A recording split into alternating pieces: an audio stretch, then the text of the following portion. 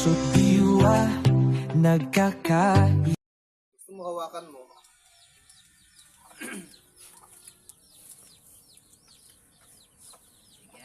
Hala. So, good afternoon. Good afternoon. Yan. So, nandito tayo ngayon kay Ate Lucille House para sa ating Bible study. Sobrang tagal bago nasundan itong ating Bible study, di ba, Sister LB? Ang last natin na Bible study ay saan nga yun naganap, Sister LB? Sa kay Ate Bel. Oo, kay Sister Belly pa tayo last na nag-Bible study. So, dito na lang yata ako. So, ayun, since wala si Sis Mary Ann, dahil nga si Sis Mary Ann ay may mga pagsubok pa sa buhay na kinakaharap, ang mga program sana natin ngayon is all about women's kasi it's a women's month. Kaya dapat mga babae sana ang mag-aano dito kasi ay wala si Sister Mary Ann. So, ako muna ang mag-MC. Then, ayun, I request Brother Arnel to to open our program in opening prayer. Okay, tayo ay manalangin. At ila at mapagpalang Ama. Maraming salamat po. Sapagkat kami po ay denied na kami ay makarating dito sa lugar na ito. Nawa Ama, lahat ng aming mapakinggan sa aming tagapagsalita ngayon, ito ay magrema sa aming mga puso at ito ay aming naikapaguhan. So, puli, lahat ng makapakinig, ang pagpapala ay sumaatin. Sa lamang po, sa ngalan ng Ama, Anak, Espiritu Santo. Amen. Amen. Thank you so much, dude. So, ayun, thank you so much again, Sister Lucille. Isang napaka-privilege na nandito naganap. At nandito pala si Pastora. Pastora, anong name ni Pastora?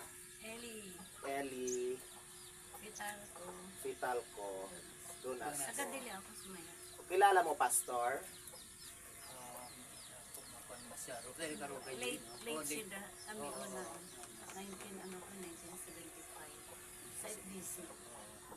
Foursquare ikaw, Pastora? Yes po. Foursquare din, Pastor. 78 ako nagtunan. Oo. Saan ka dati nagpa-pastor, Pastora? Marami kami pioneering. Tapos after 4 years, ma-reshuffle na naman kami pastor. That time, May reshuffling ka to. May May reshuffling for years, every 4 years. So, hello, Pastora. Hi. Pastora, ano nga ni ulit? Ellie. Si Pastora Ellie ay nandito. Si Pastora Ellie, Pastor, ay mama ni Brother Joash. So, ayun. Thank you so much. Nabisa ang yung pamilya to lately, sobrang busy. Kaya itong Bible study ay ngayon lang ulit na Hindi tayo naka-Bible study ng dalawang beses. Yung last Sunday ng February at first Sunday ng February. Kasi nga is madami tayong mga nabisihan. Masyado na urong dahil nga is inasikaso yung sa garden, tapos nag-election, tapos binigyan muna ng yung sa parade, kung seryosohin yung sa parade para kung is nakapalista. And then yun, nakapalista na rin naman tayo. Then, ayun. So ngayon is natuloy na naman ang ating Bible study dito kay Sister Lucille. So, ayun. At tayo darako na sa ating mga kantahan na ibibigay sa atin ni Sister LB.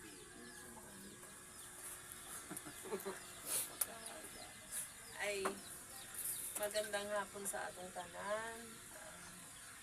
Sa ato pagpapatuloy ay kantahon nato itong kanta na Alive, Alive. Alive, alive, sing. Alive, alive, alive forevermore. My Jesus is alive, alive forevermore. Alive, alive, alive forevermore. My Jesus is alive forevermore. Sing hallelujah, sing hallelujah. My Jesus is alive forevermore. Sing hallelujah, sing hallelujah. My Jesus is alive. We're together again, just praising the Lord. We're together again in one accord. Something good is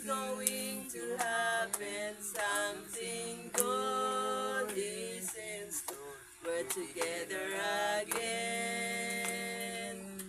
Just praising the Lord. Wherever I am, I'll praise Him. Wherever I am, I'll praise Him. For His love surrounds me like the sea. I'll praise the name of Jesus. Lift up the name of Jesus, for the name of Jesus lifted me. Amen.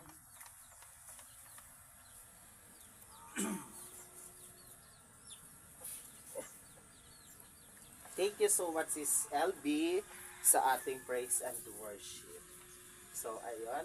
So, tayo is, darako na tayo sa pinaka-importante kasi after ng Bible study natin is may meeting para sa paparating na Kadidugan Festival. So, ayun, hindi ko napapatagalin pa.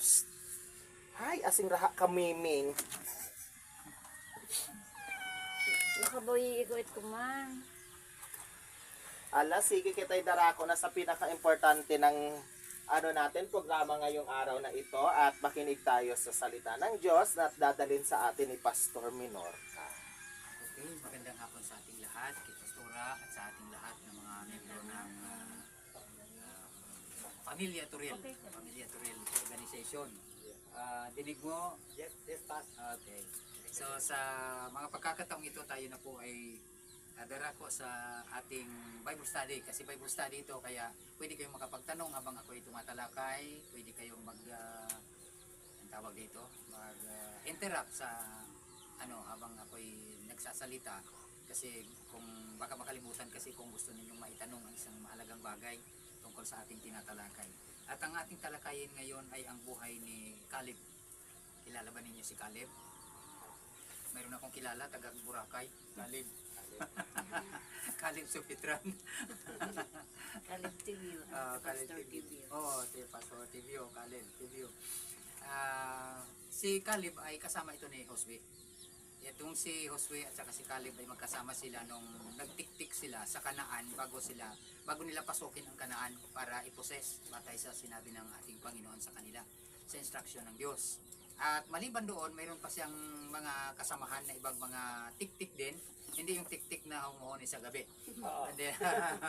Kundi mga spies, no? Mga spies. At ang lahat naman na yun ng mga spies ay sa totoo lang, nagsasabi naman sila ng totoo. Ang balita nila ay talagang tama naman talaga. Ang balita nila ay sa lugar na yon ng Kanaan ay katulad tayo lang ng mga grasshopper, no? Parang tipaklong lang tayo. Kasi ang lalaki nung mga naroon, ang mga anak ni Anak mismo, yung Anak na yan, A-N-A-K, na parang anak, ay pangalan ng pamilya no, ni Anak, ay malalaki talaga yon. At isa doon sa pamilya nila ay si si Goliath. No? Si Goliath. Naalala niyo si Goliath? No? Higante. Kaya tinawag na higante, talagang siya, malaki talaga. Mas malaki pa kay Kern. Si Kern, mababa eh. Parang tipak lang. Maliit lang ang sizes ng mga Pilipino. Pero may mga matatangka din. May mga Chinese na talagang 7 plus, no? Malapit sa 8. Pero itong si Goliath ay ang tangkad niya ay 9'9". Sabihin 9 feet and 9 inches. 3 inches na lang bago mag 10 feet. Ay kung 5 feet ka lang, ay dalawang katulad mo. Ang taas, ibig sabihin talagang ganun kalaki, ganun kataas. At alam natin na kapag ka ganun ang kalaban mo, ay wala ka talagang magawa kasi kumbaga parang taga baywang ka lang eh. Parang nasa baywang ka lang eh. O ay parang pag hawakan ka nun, para kang pusa lang na itatapon eh. Talagang ganun kalaki.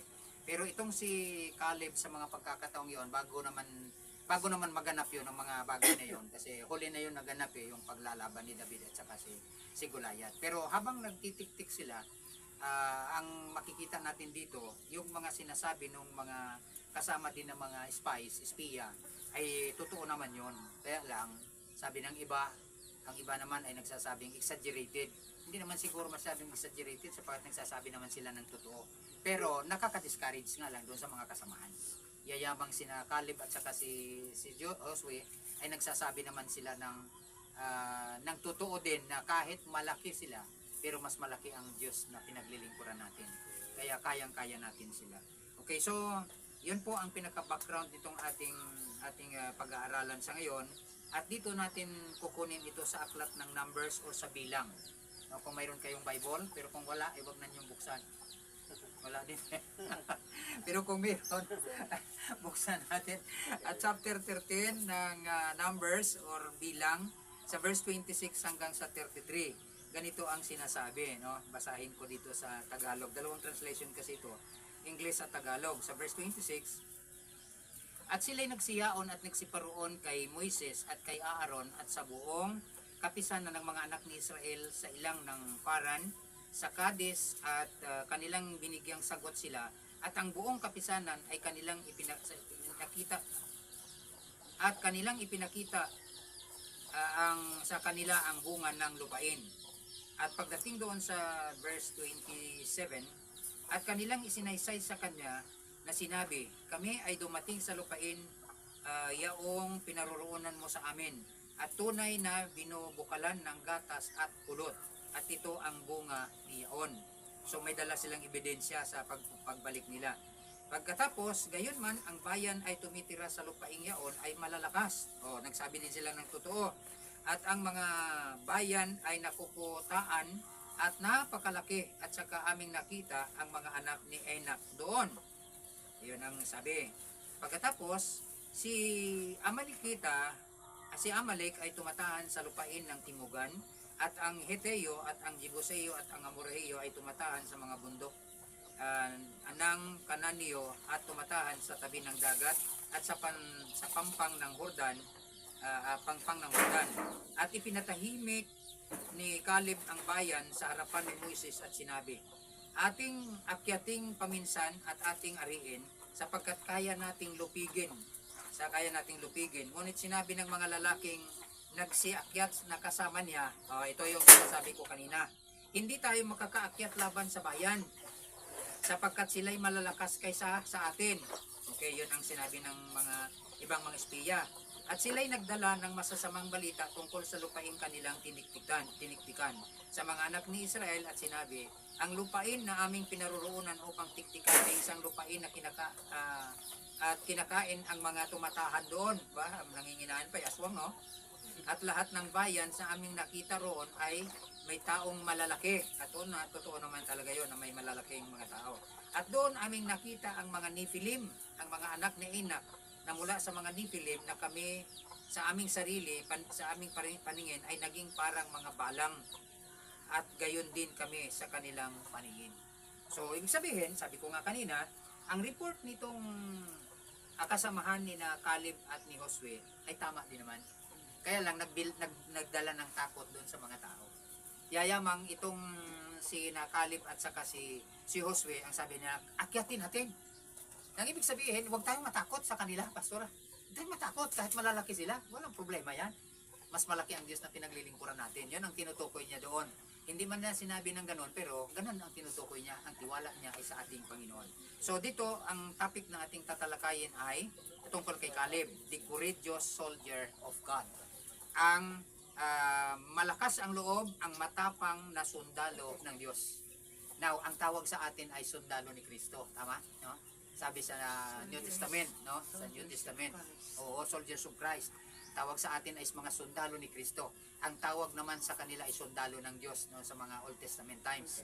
So, sa Old Testament times, kasi wala pa si Jesus Christ sa panahong yun eh. Ama pa lang, kaya pag sinabing sundalo ng Diyos, ibig sabihin, sundalo na rin ni Kristo. Kaya, kasi sabi doon, kasama ni Kristo ang Diyos na Ama. Kaya lang siya ay nagpakatao na nung mga panahon na sa New Testament.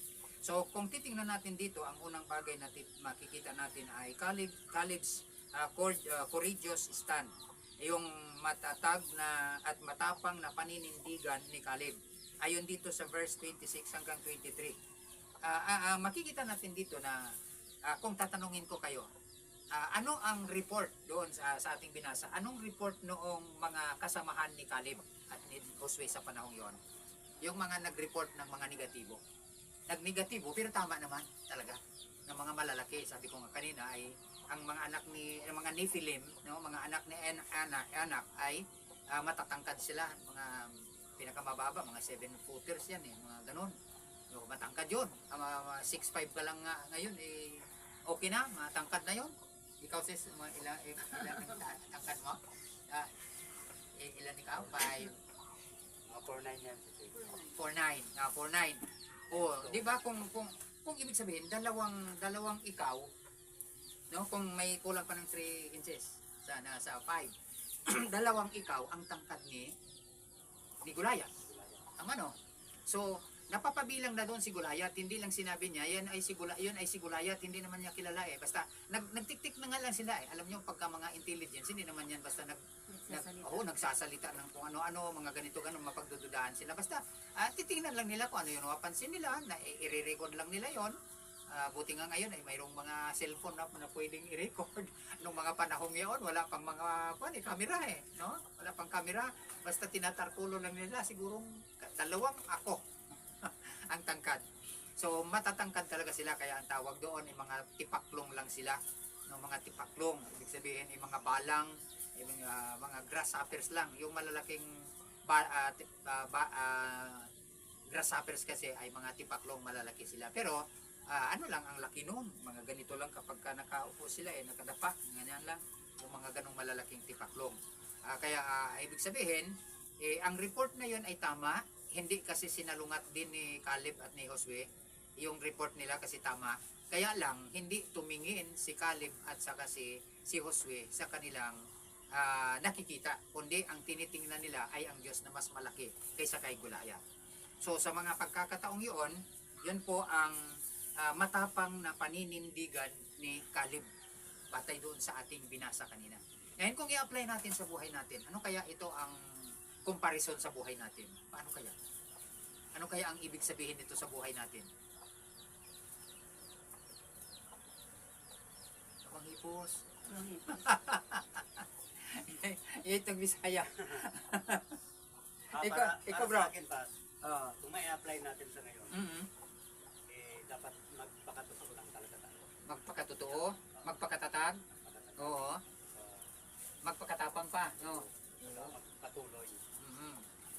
Bawal mapagod, Oo. okay lang mapagod, huwag lang hihinto. Hindi, pwede din uminto kasi nahingal eh.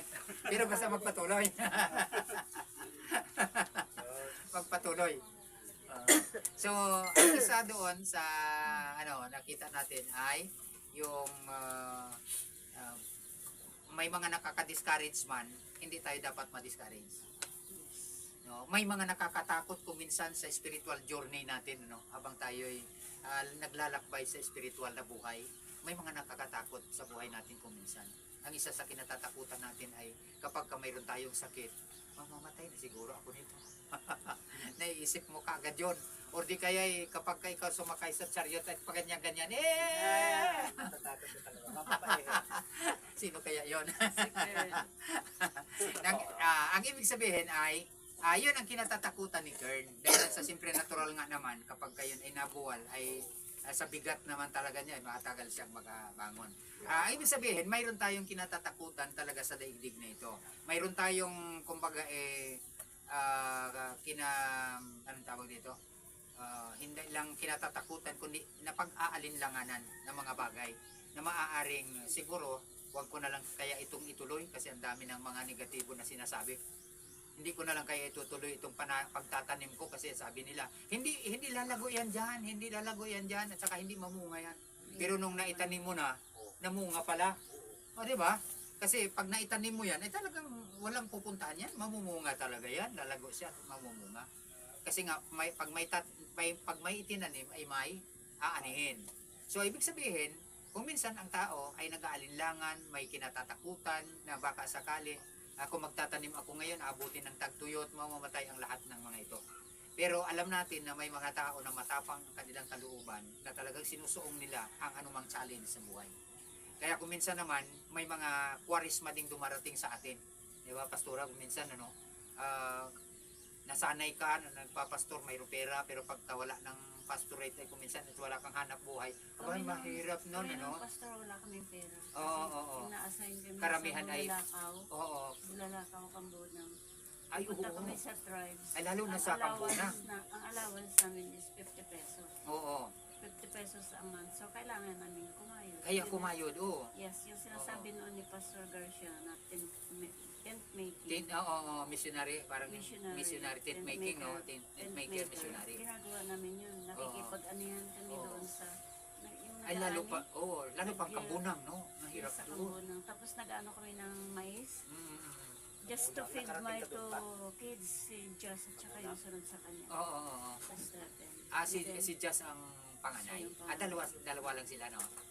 Ah, Tapos, talagang mahirap. Parang gusto ko na sumuko kasi sabi ko dun sa kay Pastor Sam, hindi ko nakasuka na. Parang gusto ko na umuwi eh. oo, oo, oo, Gusto ko oo. umuwi. Oo.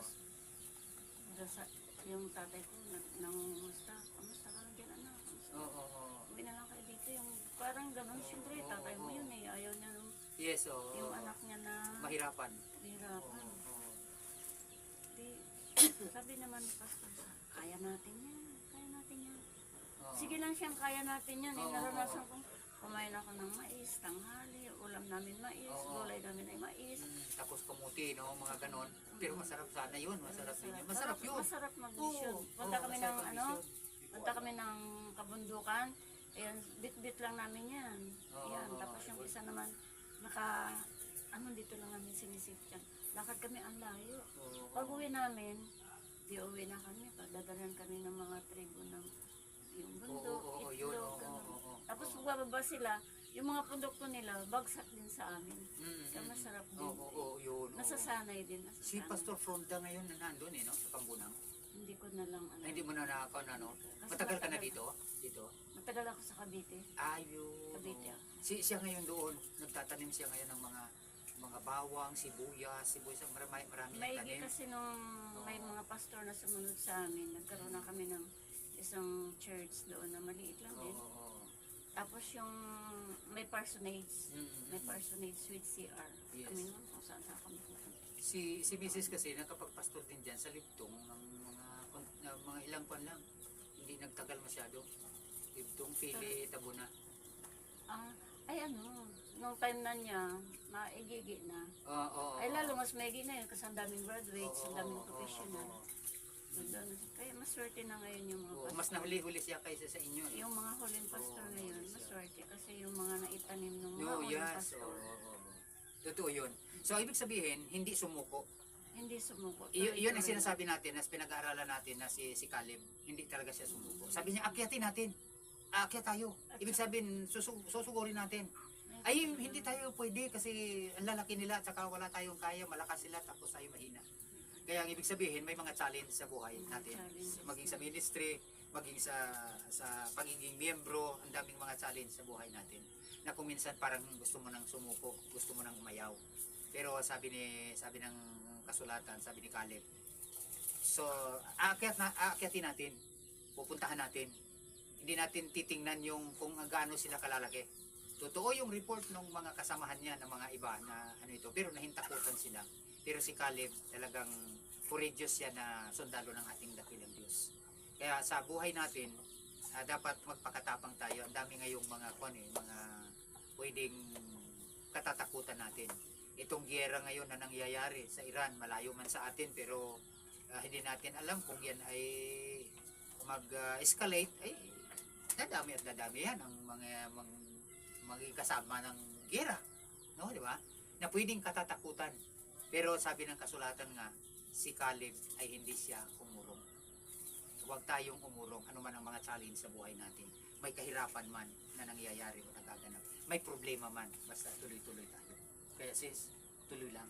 May problema. Kaya lang, ito lang siguro still yung walang problema, you know? Dami, pastor. Ay, padami. Akala ko wala ba? Ang laki ng problema niya. Ha? Ang laki ng problema. Ano laking problema nyo? Anong... Tignan mo, nakaganon na. Oo, oo. Nawawala yan si Kasi. mayroon nawawala. Talaga. Pag-pray natin. Mas mabuti naman yung nawawala kaysa yung nagwawala, no? Ayun, okay lang mawala, wag lang magwala. Wag lang magwala. So, yun ang ating pinag-aaralan, ano? Ang courageous stand ni Caleb. So, nagtanong tayo at sabi nga ni Pastora, mahirap ang ministry, ang daming challenge na kung minsan nakakatakot, kung minsan naman ay nakakapangayaw, kung minsan ay parang susuko ka na, pero huwag tayong sumuko. Yes, Pastor. Oo, Kasi nung oo. na-kwento ko pala, Oo. yung time namin nung nasa Cambodia kami, Mm. nagme-ministry kami, ano rin yung aggressive din yung mga MPA noon. Oo, mas lalo Oo, noon, no? aggressive yung mga MPA Oo. naman. Sinusundan kami, tapos yung magkaroon kami ng yung funeral, nagsiservice kami sa patay. Oo. Yung isa naming kasamahan na leader din ng church, siya yung pinaka-elder ng church namin. Kinuha siya, ako ang sumunod. Oo. Kasi sinusundan ko siya, yung ilaw namin yung Petromax. Mm. Kinuha siya, dinala siya sa dilim. Nakatayo lang ako ganyan, naghihintay ako na ilabas. Oo. Tapos nagpipray lang ako. Hindi, sumusunod na din. Ang maganda kasi doon sa ano, kahit na ang hirap-hirap ng daan, Oo. pag nagsabi ng Bible study, mayroon kami, lahat sila kasama. Oo, magkasama sila. Marami Oo. kami. So, Petromax na-encourage. lang ang gamit noon. Eh. Ay, sa unahan yung Petromax, yung sa Tapos mga... yung sa huli, palapanan nyo. Yung Ah, sa, oo, pala. sa huli, madilim na sila. Oo. Kaya nung kinuha yung Palapan ng nyug. yung leader namin ng church, kinuha ng NPA, dinala siya sa dilim. Oo. Eh ako, kasunod niya, tapos si Pastor Sam, nasa likod pa. Mm. Ang ginawa ko, nag-steady lang ako, tumayo lang ako. Tapos hindi ako nag-panic, nag-pray lang ako, sabi ko, Lord, tulungan niyo kami. Ilabas niyo yan, kailangan ligtas siya. Walang mangyayaring masama sa amin. Oo. Then, nung huli na, lumabas siya. Sabi ko, praise God, pero walang maingay sa amin. Oo, wala. Nung next evening, nandun pa rin kami, kasama na namin sila. Ayun, oo. Kasama na namin sila. So, walang nangyari. Oo, kasi Powerful lang. nag-interview lang naman yun kung ano. Powerful lang yung Panginoon talaga sa amin. Inaalam lang nila yun. Pero yung leader nila, wala namang sinabi sa amin na ano, na mga ikakatakot. Wala rin Yun, sinabi na kung ano yung sinabi sa kanya. Basta continue lang kami.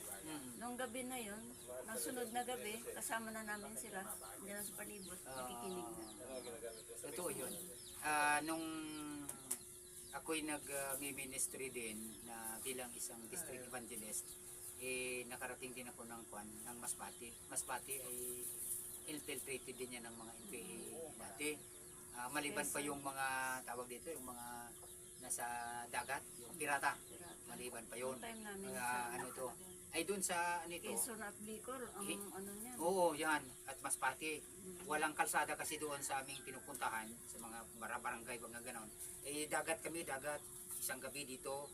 Pagkatapos, isang gabi na naman doon sa kasunod na barangay.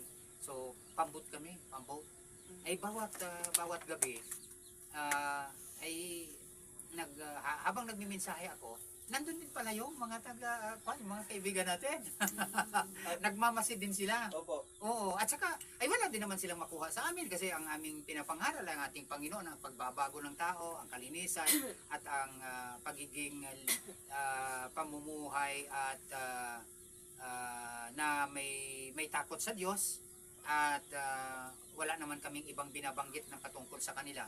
Ay kinabukasan, sabi ng mga nandoon na mga kakilala namin, sabi nila ay nandito daw sila kagabi. Oo, nandito mga Sumasama naman po. Oo, kung sama-sama. Hindi sila Pero hindi nag-iingay. naman hindi naman Kasi sa Mindoro ng Oo. Kambunang, Huwag lang, anuhan ko, youth rally, youth camp. Maliit ka pa ng 3 years old. Oo. May mga kwento na lang sa akin din ng mga nag-alaga sa akin noon na nakikisabay sila. Oo. Mas normal na ano. Oo. Kasi sabi nga ng mga sundalo, kami kilala nyo, pero kayo hindi namin kilala. Minsan kalaro pa nga nila sa basketball. Oo. Itong last na nasa Mindoro ako, bago magkagera nun sa Tambangan, mga magkakalaro pa sa basketball eh. Oo. Yung sundalo at At saka saka yung mga NBA. Oo. Magkakalaro pa sila sa basketball. Pero pagdating sa pagka yung Yung operasyon na. Hindi, kasi naman sila, sabi ng NPA, pag nakasalubong nila ang sundalo, halimbawa malayo pa lang, nakita na nila yung sundalo, may sundalo. Iwas sila. Pag Iwas nakita sila. din ng sundalo, oh, may mga ano doon, hindi naman nila tutugisin eh. Oo. Takot din silang Oo. umano ba, kaya lang nagkakaroon ng enkwentro pagka yung Kung baga, parang nagkahiyaan na. halimbawa yung nagkagulatan, Oo, nagkagulatan na. Oo. dyan sila nagkakaroon Oo. ng enkwentro. Nagkakasahan na. Oh, parang kalaban ito. Tapos sabi ng ba, unahan na Yun. natin. Yung, May maunang pumutok, Oo, yun. doon Oo, na. yun na. Yung mga nagugulat na nagputok ng una, eh Yun, magbabalikan na yun. oo. So, sa mga panahong yun, nakakatakot din yun. No? Di ba? Kumbaga, yun ang sinasabi ni Caleb. Sinasabi ng mga espeya, mga tiktik, mga espeya na kasama ni Caleb na talagang totoo na may nakakatakot dyan sa lugar na yun na kanilang pupuntahan. Pero sabi ni Caleb, huwag tayong matakot kasi makapangyarihan ng Diyos na sumasa atin. Kaya yun ang pinaka-challenge sa ngayon sa hapong ito, bago tayo magtapos. Ang pinaka-challenge para sa atin ay kahit anong problema, kasinlakiban ng mundo yan. Sabi ng iba, parang sinukluban ako ng langit. Yung mga ganyan, kuminsan, ano, na nakakatakot, parang hindi ka na makagulapay, hindi ka na makaalpas, pero pagtiwala lang tayo sa Diyos. Ang Panginoon ang kasama natin. Di ba? Sabi nga doon sa kanta na nandun din sa bersikulo, kasama natin ang Diyos, huwag tayong matakot. Huwag tayong malungkot, kasama natin ang Diyos. Dumaan man ako sa ilog, hindi ako malulunod. Dumaan man ako sa apoy, hindi ako masusunog. Kasama natin ang Diyos. Yun, biblical po yun.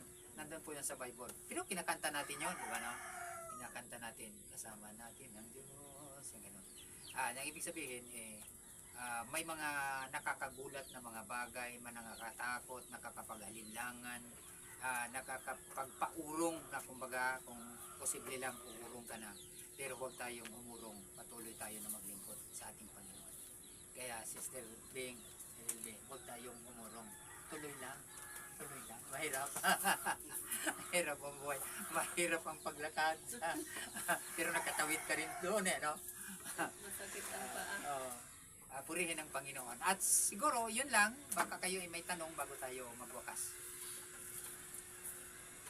Ikaw, Pastora, may tanong ikaw, Pastora. Wala.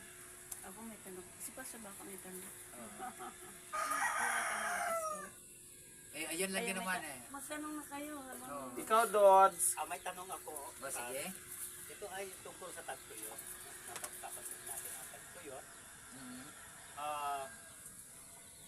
Nung nagtagutom na sa panahon nito, sa Ehipto ng taon natin, 7 taong tagtuyot. Gutom. Oo. So, bali, nakarating ba dito sa atin? Ang So, sa tagtuyot. Ehipto lang. Oo. Sa Ehipto lang. Parang palagay ko, parang sa Libertad lang, bro, da. Taga Libertad kasi. Hindi. Kahit saan naman ay mayroong mga tagtuyot sa mga panahong iyon. Pero hindi katulad ng mga panahon natin ngayon. Na noon kasi, hindi gaano ang baha, bagamat malakas ang ulan. Bakit? Ang dami pang mga kahoy. Ngayon naman, hindi na masyadong marami ang alapaak dahil wala na rin masyadong kahoy. Wala na rin masyadong kahoy. Kaya, kumbaga, nararanasan natin ang tagtuyot. Pero, mayroon talagang tagtuyot sa panahong yon. Maging doon sa kanila, no, ayon ay sa bahagi ng Israel, no? Sa bahagi ng Israel. At doon sa Ehipto ay madami ang isda kasi kumbaga walang masyadong disyerto doon sa kanila. Pero doon sa may sa Israel, mayroon kasing parte na may disyerto. At doon sa katabi, sa may Arabia, ay medyo disyerto din yon. May disyerto din. Kaya sa panahong iyon, naranasan din nila yung talagang tagtuyot at hirap sa buhay. Kung naalala ninyo, di ba, yung mga magkapatid na mahaba naman na kwento kasi na yun kung ikukwento pa natin. Hindi na natin ikukwento. Basta ang alam natin ay pabalik-balik doon ang mga anak ni Jacob sa panahong iyon, di ba? No? Ang mga anak ni Israel, no, di ba? Sina Joseph, sina Ruben, at saka yung ibang magkapatid. Pero ang naiwan lang sa kanilang tatay ay si Joseph, no? Si Benjamin, si Pastor Ben Olarte. Siya lang yung naiwan dahil bunso. No? Bunso. So, kumbaga, sa panahong iyon ay nagkaroon ng matinding gutom, pero salamat na sa Panginoon kasi mahabang kwento yon at nakakaiyak na kwento yon pag ating kaya hindi na natin yung kasaysayan noon. Oo, ayaw nating umiyak. Gusto natin ay magpakatatag na yun. Yes. Kasi ang totoo naman talaga ay may mga pagkakataon sa buhay natin na naiiyak din tayo. Oo, dahil yan sa may mga problema na hindi natin makayanan. Noong 1998, nagkaroon talaga ng pagtuyot dito sa atin na wala talagang yung mga saging. Nauupo siya, Oo. wala. Parang Ang kandila na tagal-tagal yun. nun talaga na Oo. almost 1 year, mahigit 1 year, walang ulan. Naranasan natin yun, 1998. Walang ulan, yung biak-biak ang pila Biak ang ng lupa, lupa, oo. yung tubigan. Tagutom. Tagutom yung panahon na yun. Pero, tingnan mo, ano naman tayo. Hindi tayo pinabayaan ng Diyos. Mahaba ang tag-init yung 2024, di ba? Oo naman, oo, Halos. yun. Hanggang sa inyo pa, naranasan walang tubig. Oo. Yung source ng Rizal, di ba? Sa Rizal, nagkuhan pa nga, kami doon sa banda sa Rizal nirarasyonan ng luwa. Hindi na lang sa Ginoo, hindi. Oo, Kasi ayun meron sa kami Ginoo. paloob. Oo. Meron kami Maganda doon doon. bukal talaga. Talaga, Sa isang yung tubo. mga taga bandang tulay doon, tumigil. Yun, oo. Sa lupa Saka naman. Mayha, ang iba sa Mayha. Yung tong tuburan, indo ka to. Kinapital ko, malalapit. Mga porsyon sa mga niluno. Kila nanay, Oo. Sa mga pital ko at saka pos ang paninyo, ano? Ano nila sila, yung sila lupang yan dyan, mula pa ganyan. nagpos. Sa mga pos yan lahat. Kaya nga lang, Yun yung yung butsong panahon lolo. yun maano sila, hindi nila nalagaan Si yung Lolo lupa. Ingo? Kung sinong mahingi na dumarating na walang lupa, tatay bibigyan nila, ng lupa namin. Adelina. Pero yung lugar na yun na mayroong Kasi ang nanay ni mineral Lorena, water, masarap ang tubig yun eh. auntie ko, Pure talaga na mineral. Si Lolo Ingo at saka si Lola ko. magkapatid. Magkapatid. At saka si lolo ninyo na iyuhin nyo. Yes. Iyuhin nyo fos. Yung hindi. Oo, iyuhin nyo. Na tumira sa Balogo. Dahil sila yung mga taga-Balonggo ngayon. Oo, Kapatid yun. yun ang nanay ko. Oo. Yung Kapatid. Sibiro, doon Ay, Sibiro Sibiro yan, pastora o. Si Cash. Sibiro. Sa Bali magkamag-anak pala kayo, pastora. Pos naman yung pangalan ng lolo namin, Sibiro. Pangalan. Pangalan Pangalan, niya. Sibiro. Love you, Cash. Hala, sino pa ang next na magtatanong? Ikaw, LB? Ikaw, Cash. May tanong ikaw, Cash, kay Pastor. Ikaw, Kuya Joas at Ate Lucille. Ikaw, Johanna. Wala daw. Ako, Pastor, wala na din. Wala na din. Oo. Anong pang gagawin natin? Wala na ba? Ano pala eh. Okay. So, thank you so much, Pastor, sa napaka, ano natin ngayon. Na-miss natin ang Bible study. Di ba, Kuya Josh? Na-miss mo ang Bible study, Kuya Josh? Kasi sa Bible study na nare-refresh yung ating Yes. spiritual Speaking na- of refresh, talagang pag Bible study, may refreshment yan, Pastora, di ba? Yun din yung na-miss ko talaga na isa. yung refresh. Iba na naman ang ganyan. Pasensya na kayo. Okay. Iba na yan. Ala, tayo ay maano na. Pastor, meron tayong mga prayer request. Yung mama ni Sister Pe, then yung nanay din ni Sister Mary Ann. Sino pang may mga prayer request dito? Si Cash is para daw kay Demar, Pastor, kasi ang ganda ngayon hindi pa nakikita si Demar. Don't say malasay kasi ano yun, negative yun. Ikaw, Walang negative. ikaw Sister LB, may prayer request pa ikaw? Panalangin natin yung mga kasamahan natin na hindi nakapunta. Oo. Tsaka yung mga kasamahan natin na na lumambot na sila. Okay. Ano na natin. Ano ang prayer request nito? Hopefully na dumating sa bumalik sa 65 na yung gasolina.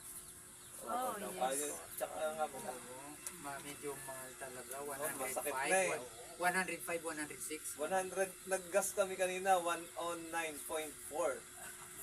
Kaya yung 300, wala pang 3 litro. Kaya nga. Oo. Ipag-pray natin yung card para Oo. Hala, Pastor. So, si Pastor ang magpipray yung sa mother ni Sister Mary Ann at ni Sister Pe. Lahat na lang ay kay Pastor. So naman si LB, nagtitinas kay pastor si Sister LB. Hindi. Sige, si Sister LB yung magpipray doon sa pagmahal ng gasolina at sa gerang nagaganap ngayon. Tapos si Isang ano na lang. sa isang ano na lang. So sige pastor, ikaw na daw lahat. Sige, ako na lang lahat. Si Pastor, Ha? hapon. Di ba? Naka-incor na eh. Sige. Basta kalim tayo, walang Sige, magpe-pray tayo. Hallelujah. Thank you, Lord. Dakila at makapangyarihan naming Ama, kami po nagpupuri at nagpapasalamat sa pribilehiyo na mayroon kami. Salamat po Diyos sapagkat dito po sa amin ay mayroon pong magandang kalagayan kami, Panginoon. Bagamat nararanasan din po namin, Panginoon, ang mga problema sa buhay, natural at normal lamang yan habang kami ay nabubuhay, Panginoon. Kasama na po yan, dakilang Diyos, sa aming spiritual journey na kami, dakilang Diyos ay naglalakbay, katulad din noon, na kung baga naaantala ang kanilang biyahe sa panahong yon dahilan, Panginoon, sa mga suliranin na mga nagaganap sa bawat pamilya nila, Panginoon. Lord, sa mga pagkakataong ito, ang nanay, Panginoon, Mr. P, patuloy mo po, Panginoong, bigyan ng kalakasan na sa kabila, dakilang Diyos, ng kainaan, sa kabila o dakilang Diyos ng anumang karamdaman ng kanya pong nararamdaman, ay magkaroon, Panginoon, ng buong lunas sa pangalan ni Kristo Jesus. Yun po ang aming dinideklara. Alam namin dakilang Diyos na sa aming sarili ay wala kaming magagawa. Mayroon kaming limitasyon, may mga pangyayari sa aming buhay, Panginoon, na hindi namin kaya ang isang bagay. Pero salamat sapagkat ang lahat ay walang imposible sa iyo. Nagagawa mo at kaya mo, Panginoon, ang lahat. Katulad din po, Panginoon, kay nanay ni Sister Miriam, Paktis, ikaw dakilang Diyos, ang patuloy din na manguna, na anuman, Panginoon, ang kanyang kalagayan sa mga pagkakataong ito, ikaw ay mahagbag sa kanya. Anuman po, Panginoon, ang kanyang kalagayan ay ibalik mo siya, Panginoon, sa magandang kalagayan sa pangalan ni Kristo Jesus. At ikaw, Panginoon, ang magbigay, dakilang Diyos, ng kompleto na solusyon, dakilang Diyos, sa kanya po, Panginoong sitwasyon sa mga pagkakataong ito. Dalangin din po namin, Panginoon, maging sa nagagiyera na nagaganap, Panginoon. Alam namin, dakilang Diyos, na ito'y palatandaan, Panginoon, na sinasabi na sa huling mga araw ay darating ang mga lingaw-ngaw ng mga digmaan, bansa laban sa bansa. At dito, Panginoon, ay nagaganap na, bagamat hindi pa ang wakas. Tulungan mo lamang kami, Panginoon, na manindigan, maging malakas ang loob o dakilang Diyos, na harapin, Panginoon, ang ganitong katotohanan sapagkat ito'y hindi maiwasan, sapagkat ito'y palatandaan ng malapit na pagdating mo, Panginoon. Dalangin din po namin, Panginoon, sa mga pagkakataong ito, lalo tigit o dakilang Diyos sa pagmahal, Panginoon, ng mga petrolyo o gasolina. Alam namin, dakilang Diyos, na sa mga mayayaman ay okay lang sapagkat mayroon silang sapat na pambili. Pero sa gaya namin, Panginoon, na maaaring ganun na lang ang amin, Panginoong mga kinikita sa araw-araw na kung minsan dakilang Diyos nang dahil sa marami ring mga pangangailangan ay kinakapos din kami, ay napakahirap para sa amin, dakilang Diyos, ang ganitong presyo o dakilang Diyos ng langis o petrolyo na amin pong ginagamit. Kaya nga po, Panginoon, ang dalangin po namin, sana kausapin mo rin ang gobyerno, Panginoon, na masustintuhan o dakilang Diyos at magkaroon ng subsidy upang sa ganun bumaba, Panginoon, ang presyo nito. At kung possibly, Panginoon, bumalik sa dating presyo, Panginoon, sapagkat doon na kami nasanay kahit papaano, Panginoon. Lord, ang dalangin po namin sa mga kausapin mo rin, Panginoon, ang mga magkabilang panig o dakilang Diyos na nagkakaroon, Panginoon, ng hidwaan at gera, na naging sanhi din po, Panginoon, ng pagtaas, Panginoon, ng konsumo at pabintahan, Panginoon, ng gasolina. Lord, dalangin po namin na sana ikaw ang mamagitan dito, dakilang Diyos, na huwag magtagal ang ganitong hidwaan upang sa ganun amang banal ay kami makaalpas din po, dakilang Diyos, sa ganitong sitwasyon. Lord, kinahahabagan din po namin, Panginoon, maging ang mga mahihirap, na mas mahirap pa kaysa sa amin, Panginoon, sapagkat sa ganitong sitwasyon, lalong marami pa, Panginoon, ang mga produktong nagmamahalan at alam namin, dakilang Diyos, na hindi kaya ng iba, Panginoon, ang bumili ng kanilang pangangailangan dahilan hindi sapat ang kanilang kinikita. Pero alam namin, dakilang Diyos, na ikaw, Panginoon, ang siyang kaagapay ng iyong mga anak at ang mga tao ay hindi mo kailanman pababayaan, Panginoon. Kung ipinahintulot mong mabuhay sila sa daigdig na ito, ay hindi mo rin ipahihintulot, Panginoon, na hindi mo masusuplayan sa anumang kaparaanan. Kaya sa sandaling ito, Panginoon, maging dito, dakilang Diyos, sa aming Bible study, salamat po, Panginoon, sa iyong mga salita. Salamat sa buhay ni Caleb, dakilang Diyos, na nagsilbi sa amin na pampalakas, Panginoon, ang aming kalooban at pananalig, dakilang Diyos, sa iyo, na kahit anuman ang magaganap sa harapan po namin, sa likuran at sa tagiliran, anuman po ang mga kaganapan, ay hindi kami mahintakutan sapagkat kasama ka namin. Lord, salamat po Diyos sa gabay mo, sa pagpapala mo o dakilang Diyos sa aming buhay, sa kabila ng ganitong mga problema o suliranin na nagaganap. Salamat Panginoon sa iyong katugunan sa aming dalangin sa pangalan ni Jesus. Amen. Amen. Thank you so much, Pastor. So, ang ating next na Bible study since April 5 is birthday ng ating presidente na si Sister Seb. So, wala muna tayong Bible study nun, Pastor, kasi baka i-invite tayo ni Sister Seb. Actually, in-invite naman niya tayo pero pag-uusapan pa kung saan ang venue. Kasi may konting deliberation lang kung doon pa rin or kung papayag siyang dito na lang niya ganapin. So, wala muna tayong Bible study. So, ang ating next na Bible study is second Sunday. Parang wala pa naman yata yun, Pastor. Pwede na ba yun, Pastor? Second Sunday. Ang papatunay na. Ayun yung fiesta. Yes, lampas na yun ang mga araw. Lagpas na tayo. So, ayun. So, second week tayo magkikita-kita ulit. So, i-message na lang po kung saan ang Bible study. And then, another announcement is yung sa damit din na para sa uniform at kasabay na rin doon yung ano is 80 pesos yung para sa printing ha. So, once na pwede nang kunin niyon or nag-message na ang printados na pwede nang makuha is pwedeng mag-send na agad ng payment para hindi tayo maano sa oras. So, in-rush na lang nila yun kasi pagdating ng mag-Holy Week din daw kasi walang pasok. So, salamat at nakahabol pa tayo. Thank you so much, Pastor, again. And tayo i-close ng ating closing prayer. I request Pastora Ellie na lang. Ating food. At patis daw sa food, Pastora. Okay, let's pray. Praise God, hallelujah. We praise you, Lord. We thank you so much, God. Hallelujah. Maraming salamat po, Panginoon, sa mga salita na amin napakinggan ngayong hapon. Dalangin ko, Diyos, na mga salitang ito, Panginoon, ay maging hamon sa bawat isa sa amin, na kami ay magpatuloy sa aming buhay na sa iyong presensya. Ano man ang mapagdaanan namin, Panginoon, may mga pagkakataong mahirap, pero mas marami naman yung binibigay mo sa aming maalwan na mga bagay. Lalo-lalo na sa araw-araw na pangako mo sa amin, ang sabi mo ay mag-pray kami for our daily bread, pero higit pa doon, Panginoon, ang iyong binibigay sa amin. At maraming salamat po, Panginoon, sapagkat ikaw, Diyos, ang Diyos na talagang hindi nagpapabaya sa iyong mga anak. Ano man ang hilingin namin, Panginoon, ito ay binibigay mo sa amin. Sapagkat kami, Panginoon, ay iyong anak at ikaw ay ang aming ama. Kaya what is in the earth, Panginoon, ay we are ears, Panginoon. Kaya salamat po, Lord, maging sa biyaya na aming magsasaluhan ngayong hapon. I pray, Lord, na pagpalain mo, Panginoon, yung mga kamay na naghanda, nagbigay, lalo mo pa sila, Panginoong, pasaganain.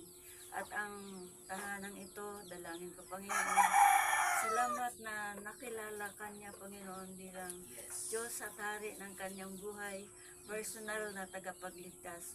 Kaya sa hapong ito, Panginoon, ay aming pinasasalamatan at inihahandog din namin, Panginoon, ang kanyang kabuhayan, ang kanyang asyenda. Dinadalangin ko, O Diyos, na kahit nasa panahon ng tagtuyot, ito ay iyong pasasaganain, ito ay iyong didiligan ng iyong mga pagpapala. Lord, taboy mo, Panginoon, ang lahat ng mga maninira, ang lahat ng mga negativity sa kanyang buhay. Positive lang, Panginoon, ayon sa iyong kalooban. Lord, maraming salamat po, Panginoon, sa mga nag-attend ng Bible study nito. Nagkaroon kami ng magandang fellowship. Pagpalain mo ang bawat isa sa amin, lalong-lalo na ang kanilang tahanan, ang kanilang source of income, ang family na naghahanap buhay. Paano mo silang inihahatid, Panginoon, sa kanilang mga pinapuntahan, kanilang pinapatunguhan, ay ganun din, Panginoon, ibabalik mo silang muli sa kanilang tahanan na ligtas. Si Pastor Meliorca, Lord, ay aking dinadalangin. Patuloy mo siyang pagpalain ang kanyang family. Alam ko, Lord, na hindi madali ang sumunod sa iyo, lalong-lalo na, Panginoon, sa ministry. Maraming mga bagay na kami lang man, Panginoon, ay tao lang din kami, subalit meron kang special calling para sa bawat isa sa amin. Kaya't dinadalangin ko, Panginoon, ipatong niyo, Panginoon, ang inyong mapagpalang kamay kay Pastor mula ulo hanggang sa kanyang talampakan. Pagpalain mo ang kanyang family, ang kanyang may bahay, ang kanyang mga anak, ang kanilang mga financial. Lord, na hindi magtatagal ay magkaroon ng financial freedom ang inyong mga anak.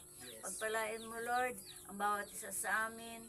At ganun din, Panginoon, sa amin mag-ina, si Joas, si Lucel, at ako, Panginoon, ay pagpalain mo, Panginoon, itong aming work na ginagawa, ay pagpalain niyo, Panginoon. At marami pa kaming matutulungan, Lord. Hindi lamang pang sarili, kundi pang kalawakang tulong, Panginoon, ang magagawa namin. Lord, pagpalain mo to, at nagpapasalamat ako, Panginoon, at inaasahan namin na magkakaroon ng financial freedom ang iyong mga anak. In Jesus' name, I pray with thanksgiving. Amen. Thank you, Jesus. Hala, tayo makain ni kita, Pastor? Hala, sige. Ikaw, hindi. May tara mo. Yeah.